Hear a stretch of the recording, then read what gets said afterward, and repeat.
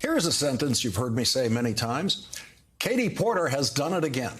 A top executive from McKinsey & Company appeared before Representative Katie Porter and the House Oversight Committee today to answer questions about the consulting firm's role in the opioid crisis. The New York Times reports at least 22 McKinsey consultants had worked for both Purdue and the FDA since 2010, even as McKinsey served FDA offices charged with approving new drugs and monitoring their safety. It also advised Purdue Pharma on its interactions with the agency. Internal McKinsey documents, first reported by the New York Times, show that the firm cited its connections to regulators when seeking more work at pharmaceutical companies. In a 2014 email to Purdue's chief executive, one consultant stressed who we know and what we know, specifically highlighting the firm's work for the FDA.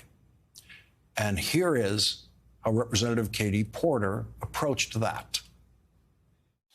Well, Mr. Sternfeld, shouldn't the FDA have been allowed to make its own decision about whether or not your company's work for Purdue did or did not create a conflict? Why should you and your company be the decision maker here? We aren't. Who made you conflict of interest czar for the United States government? We're not the conflict of interest czar. Okay, so let me ask you, did you disclose to the FDA your McKinsey's work at the same time? Did you disclose to the FDA that McKinsey was working at the same time it was working for the FDA, that it was working for Purdue? Did you disclose that to the FDA?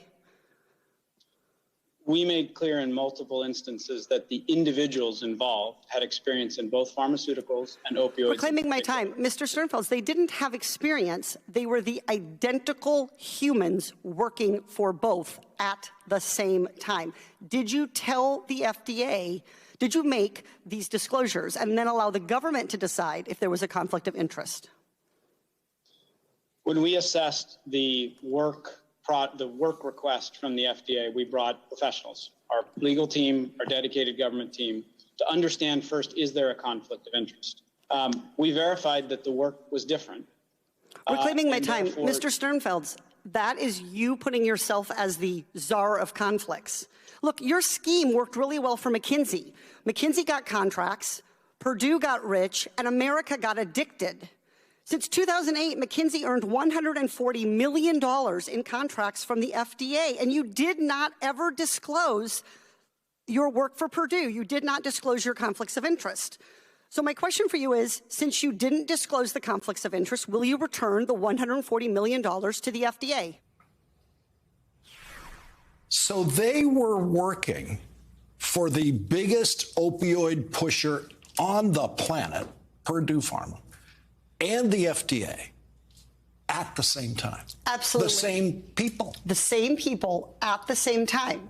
Now, it's possible, and this is their argument, that we were doing something so unrelated for the FDA to drug regulation that it didn't affect our work for Purdue on the topic of drug regulation.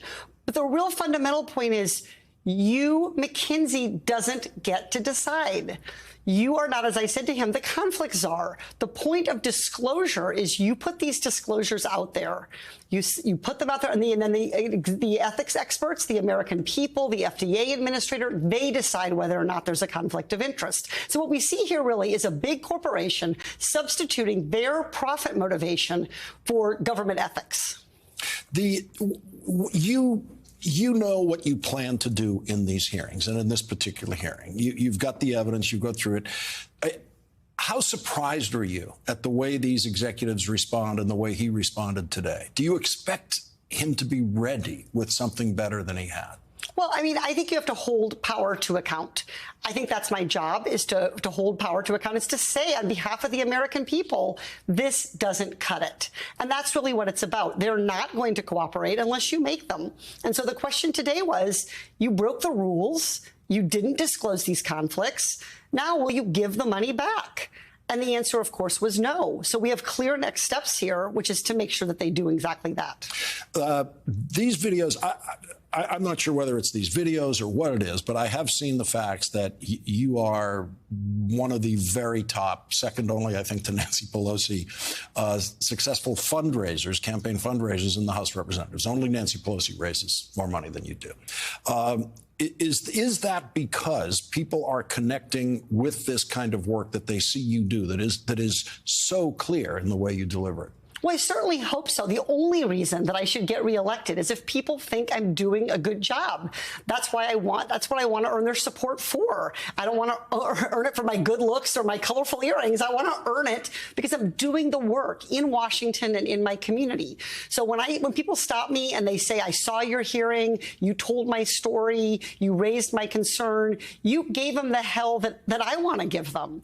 That's, I think, the fundraising flows from. What I hope is that trust that I'm trying to build between me and the American people. And that should be the goal of every elected representative on both sides of the aisle.